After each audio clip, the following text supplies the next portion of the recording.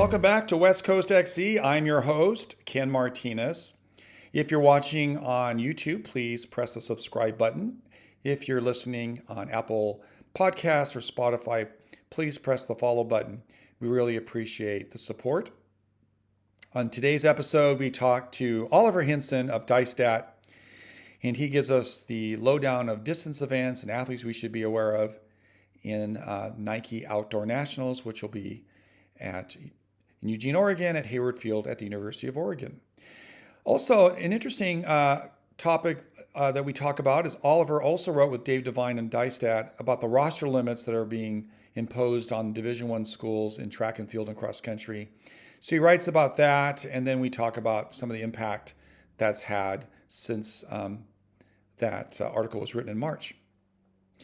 This past weekend, I was busy. I was at two big events in the Northwest.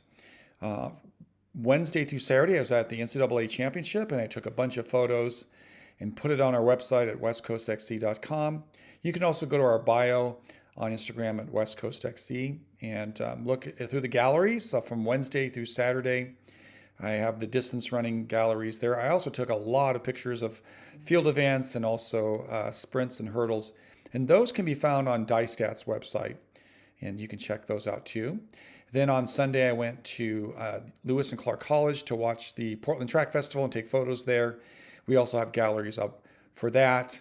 The two major highlights was high school athletes doing amazing things. One was Tavon Kitchen of Crater, was trying to run in the low 13s in the 5,000, was right there in the mix with about a mile to go, and then unfortunately fell, got up, and still broke 14 in the 5,000, which is pretty incredible for a high school athlete.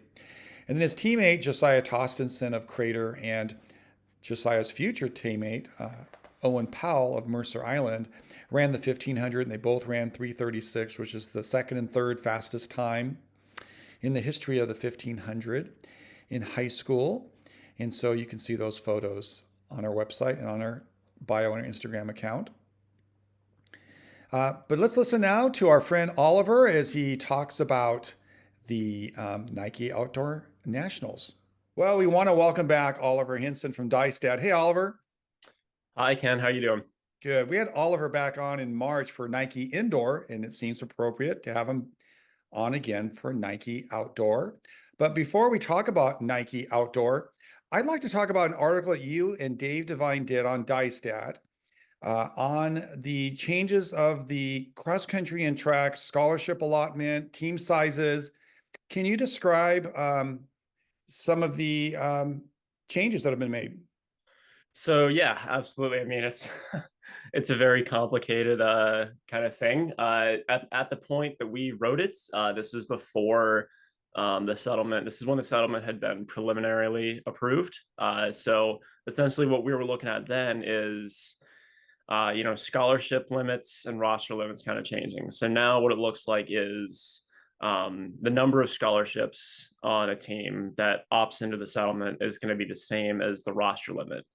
So it means more scholarships, but less roster spots. So, there's good and there's bad. And what that means for all Power 4 schools and for any other schools that opt into the settlement, it means cross-country teams will only have 17 roster spots and track teams will only have 45.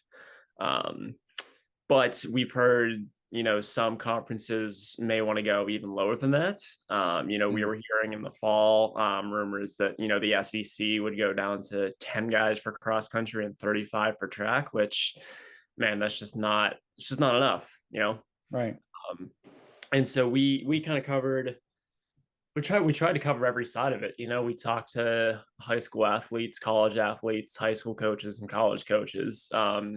And kind of what we gathered is, college coaches are and college athletes are kind of in it right now. They're fearing the worst. There's been so many guys that have been told, your roster spot's gone. But we did get some good news after. I shouldn't say good news. I'm a journalist, but as a person, I think a lot of people would agree. We saw some news, I'll say, in the final approval of the settlement. We saw that like track teams will be able to, all teams will be able to grandfather in current athletes. They're not going to be mandated to, but they'll be allowed to. So, and we've seen some schools say that, yes, we will grandfather in current athletes so they won't lose their roster spots, which, that's nice for those kids. They'll be able to keep living the dream.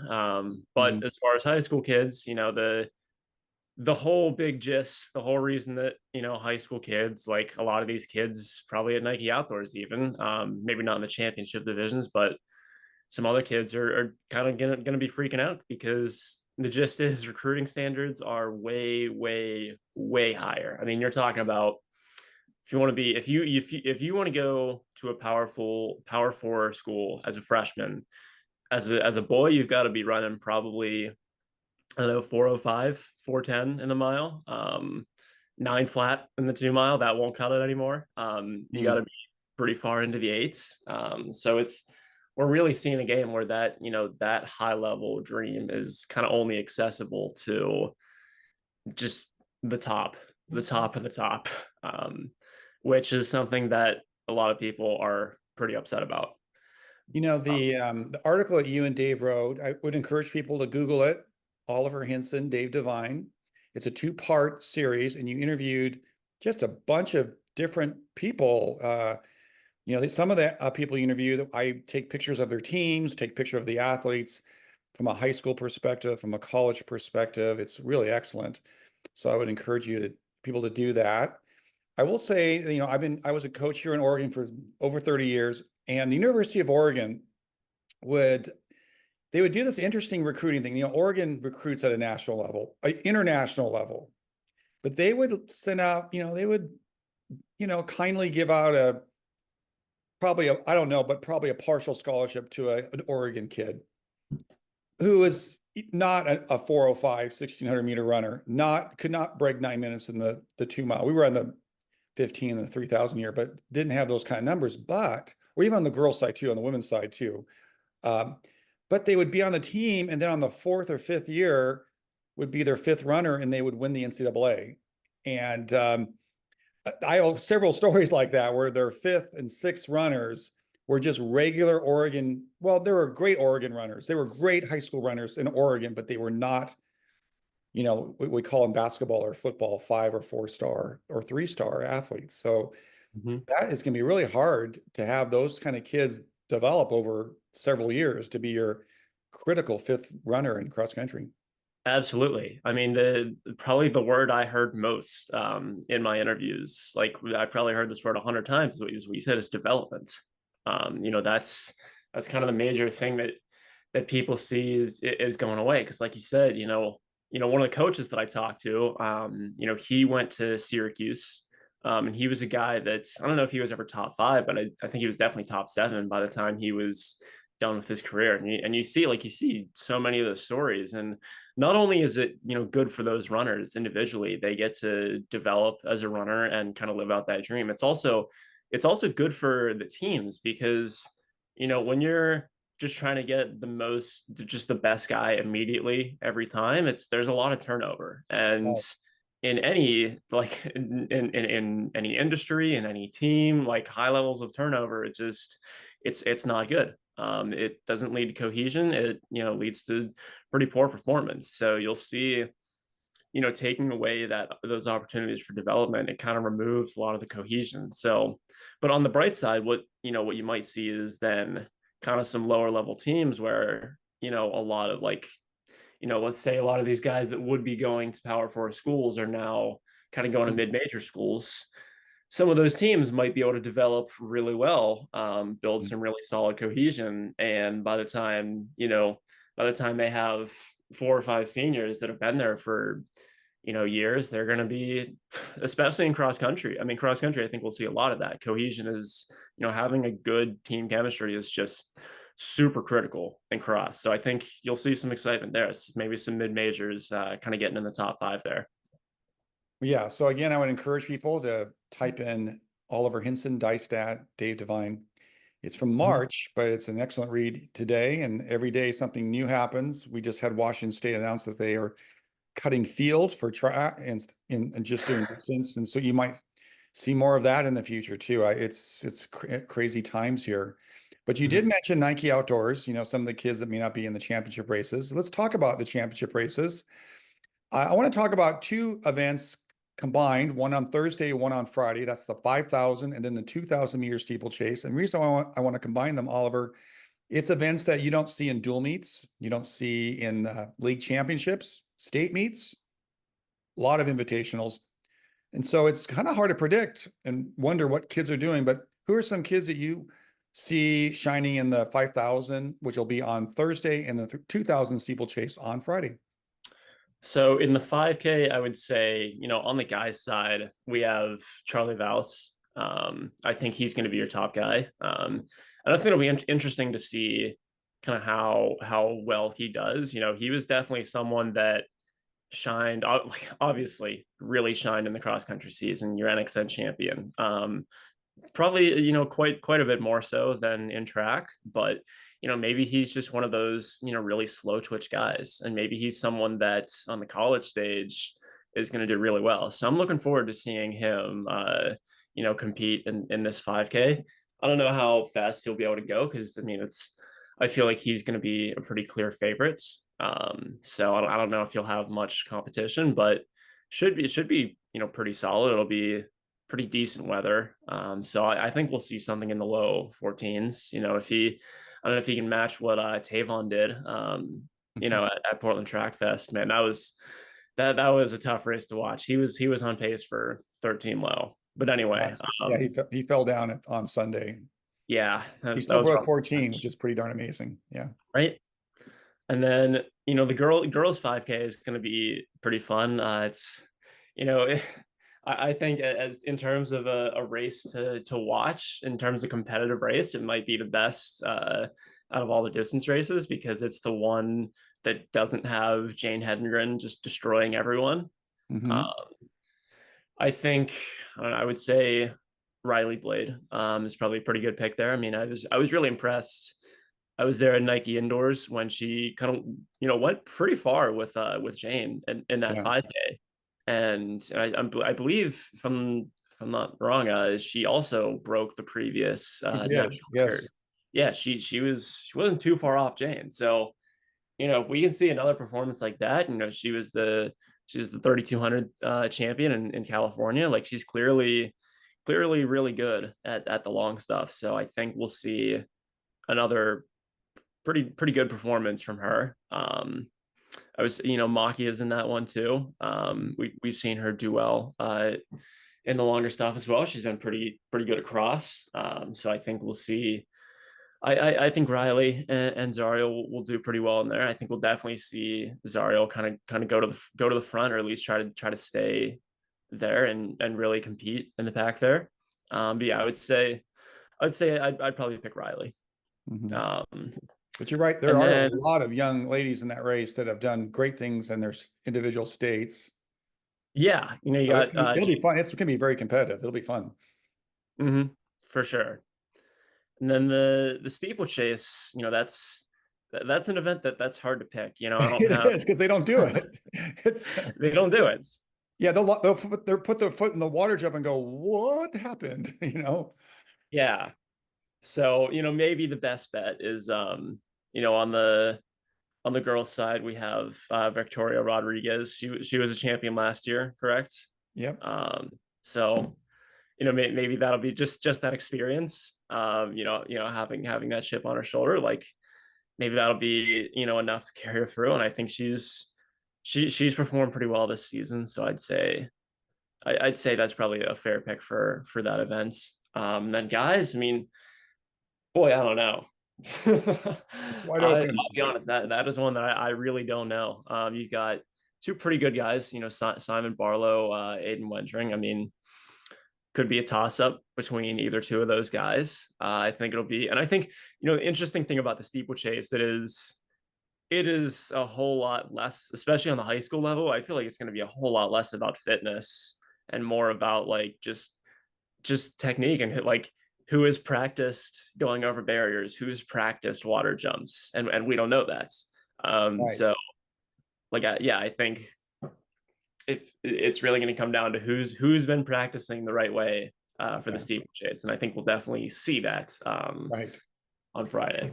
You can't really, I mean, you can practice hurdles on a high school track. You'd have to ask permission from a college to, but then you'd have to fill the water jump. I mean, it's really hard to practice that. And they probably Yeah, don't have the water jump filled. It's just, again, like I said, they put their feet the first time in that water. They're like, whoa, this is not the 1500. This is way no. different.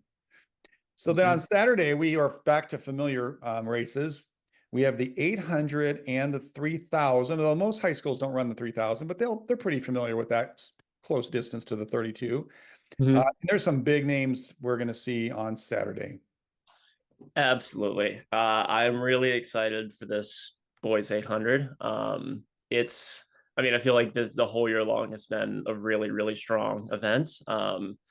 That race in Seattle a few weeks ago was just amazing. Where Cooper broke the national record. I was there for that, and just boy, watching him, Owen, Tiago, just go at it like that. That was a race. And it's I wrote in my preview, it's kind of silly to bet against Cooper at this point, and I never would. I really like Cooper. He's a phenomenal athlete, great kid, and I think he's definitely the favorite. But I am really interested to see Quentin Nauman Mm-hmm. in this race. He is a guy that has just so much momentum.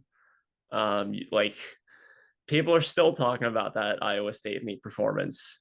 I mean, and for good reason. You run 149, 350, 359, 857, and then to top it off, split a 147. Like that's just insane. And Wow. then to go kick at that race in St. Louis a few weeks ago, beat one of the best, beat just a stacked field at Hoka. I mean, that was incredible. That was I don't think any of us were really expecting that. I mean, we had five sub 4 guys in that field, but man, that was Quentin closed in what 54. So I think if anyone, I said this for Brooks, I'll say it for this race too. If there are definitely guys in this field that will challenge Cooper, and Nice. and I think Quentin's got guts, and I think he'll really go after it. And You you'll know, see. well, I was just going to say that we are going to say goodbye to a lot of these amazing seniors. Quentin is a junior. Is that correct? Yes, Quentin's a junior. Like that's the scary part, dude. Quentin's Yeah. got a whole well, and I mean even scarier is Cooper's a sophomore. That's Correct. just So we could see this again ridiculous. next year too. Yeah. Yeah, yeah. This might be like this could be a race that I know Quentin is more of a miler, but still this could be a matchup we see a few times, which is super cool. And you'll also have some pretty good guys in the field. Maybe we'll see a guy like Luke Bone, guy like Bryce Nielsen. Maybe we'll see them kind of try to stay with Cooper and Quentin. I don't think it'll necessarily just be those two. I think maybe coming down the home stretch it'll be those two, but I think you'll definitely see a pretty strong pack. Yeah. It'll be exciting. And girls 800. Lily Alder, two-time Utah state champion. Right. Good name to pick there. I mean, she's been pretty dominant in the 800 and the mile this year. I believe she was the mile champion of Brooks PR, if I'm remembering correctly. And just being teammates with Jane, like that's just getting to train around that. I mean, Right. It's amazing. yeah, it's amazing. So I think she's definitely a pretty good pick, but you'll have a lot of good names in that one. Sophia Bendit, Ellie Barada, but I definitely would say Lily is probably the favorites in that one. 3000s. Let's see. I mean, you've also got some good names in that one. I'm just gonna go ahead and say the girls is pretty open and shut. I think Jane Hedengren. That's gonna be her first final of the weekend. And I think so. She's in the 3K and the mile. Mm. So the question really for both of those is, does she lower her own national records? Yeah. Um, I would say in the 3K there is a much better shot. It's in Um, the evening and it's going to be nice weather for distance runners. decently. I think it'll be a little rainy, Okay. but it'll be 50s. And it'll be a lot better than the weather at Brooks PR. Right. She ran. I think I would like that was one of the most impressive performances I've ever seen. 9:17 in I think it was 88 degrees, direct, Mhm. like no shade whatsoever, Right. completely solo. And it was 3 days after running 4:23. Like who Right. does that? And she's Like, flying across the country. Yeah, it's just like it's a yeah, lot. like that was insane. So if she's had, 2 weeks to recover and sharpen since then, I think with better weather. And I mean those her also like that 3K national record that was on route. That was, she ran 8:40 in the Hmm. like, obviously it's not that much different than a 2 mile. Like she wasn't saving that much, but Hmm. still I think she could definitely go pretty well into the 8:30s in this Wow, race. that's amazing. It's just amazing. Yeah. I'm like, just incredible. The fact that she was number 7 or number 8, number 7 all time for US women in the 2 mile.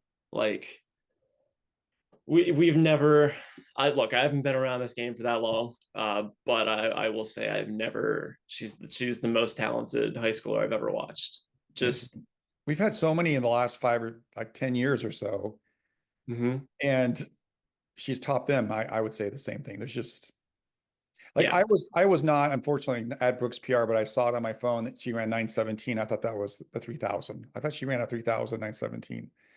Like right. that just I can't wrap my mind around that she ran was it a 3200 or was it a 2 mile? It was full 2 mile. Yeah, so that's incredible. That's farther than the 3200. Oh my gosh. Yeah, like and just what got me there also is just she's a metronome.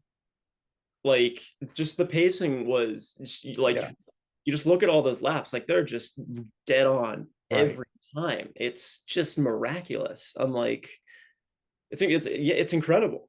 Well, I was So at Arcadia and they were yelling her splits and she was like 5 or 6 seconds ahead of the record. Well, that's something you expect from a high school kid the first 2 or 3 laps. mhm. Seventh lap, here it's the same thing. And it was like, wow, she's by herself too. It's just like it's crazy. Yeah, yeah. We saw her go through in like what 440 ish, like a little under 440 for the first mile, and I think, Yeah. we were like, well, that's pretty hot. We'll see if she keeps that kind of pace. And she did, and she actually negative split. I think her second mile was like 438, 437. It's Just interesting, Oliver, because usually we'll have the USATF or Olympic trials the last week of June, early July. And it would just make perfect sense for some of these kids, high school kids, if they are pretty decent, to just roll into that and just see what happens. This is a little more complicated. It's at the end of July. Now you're talking her freshman year at BYU in cross country. So yeah. interesting to see because she has a shot of making one of those teams for the US. But do you Mhm. want to extend your track season that deep, and does that compromise your cross country season? I don't know how that works, but we'll see. Probably not. I would say I agree she would have a very good shot to make a US team, but I don't know if she'll pursue that, and that's probably not a super high chance. Maybe, but no, I would say she's probably looking ahead to BYU. Yeah, And like you said, yeah, it's super it's tough to extend your season that far. yeah. I don't think she would want to do that. In the So boys 3000, you have some interesting names in there too. Corbin Coombs is like listed in 3 distance events, at least the individual events. It'll be interesting which one he chooses. But if he chooses this one, he looks pretty good in this event. I mean, hey, kid loves to race. I've gotten to see Corbin a few times. He's a great competitor. It'll be interesting. That's Charlie's also in that race, so Right? little bit of New Mexico rivalry. Yeah, that'd be fun to watch. Yeah. I think that'll be fun to watch, and I think those two will probably go out pretty pretty fast. And I think it'll be between those two. We've got Malachi from Oregon. Hmm. Uh, So I think he's also, maybe he'll have, a little chip on his shoulder being on home turf relatively. He Uh, seemed very happy with his 5,000 at the Portland Track Festival. He was putting his arms in the air. I think he ran really, I mean, he's running with pros and collegiate athletes, and he held his own there. yeah. Do you remember what time he ran? I don't I remember. don't, I don't know. I just was editing my photos from that race, and I have this picture of him with his arms in the air. And I remember when that happened, and I was like, he must, I don't know, I forgot. I think I did look it up, but I forgot. But Well, still, regardless, I know he's kind of peaking at the right time. yeah. So maybe competing at Hayward, kind of give him a little boost. So yeah, I think that'll be an interesting race there. And then on Sunday is, like all good meets, you want to end the distance races with the mile. And you Yeah, talked about Jane Hendegren. That is a really tough thing to run like in the evening, like at 7, maybe it's gonna be like 7:30 o'clock, 7:30 in the evening Saturday, and then come back around 1 or so or 2 early yeah, day. yeah. I think it's, yeah, like early afternoon. So it's kind of a hard thing to no matter how great you are, to come back. That's Mhm. hard. That's hard to go big distance, then to smaller distance. But she's going to try it. And there's other kids that have done the same. They're doing either the 3,000 or the 800 the day before too. So Right. interesting. Yeah, that's, so yeah, the question is, can Jane Hedengren do the most Jane Hedengren thing of all time Mhm. and break her national record in the 3K, come off that short rest, and then run lower than 4:23, Yeah. which if she did break that record, she would also most likely break the collegiate record as a high schooler, which is just incredible. It's I incredible. Yeah, I would say there's probably a lower chance Right. of her breaking that record than the 3K, but you don't bet against Jane. No. If anyone, no, people should have learned their lesson by now. Like, it's just, you don't bet against a generational talent like that. And these are her last high school races. Like, she's gonna want to go out on top. Like, and she's a Nike athlete. Like, this is gonna be like everything for her. Yeah. So Hayward Field. It's going to be wonderful. On the boys' side, you have two guys that have broken the 4-minute barrier. If they have a pacer, they could bring some more guys. If it's just a strategic race, then we'll see something different.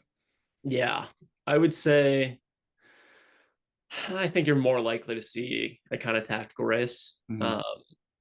I don't know. I don't know if we'll see anyone break four. I mean, like we could, but I think it's going to be more of a racer's race. I would say, like I said about the 800, Quentin Almond's in this race too, and he's got a ton of momentum.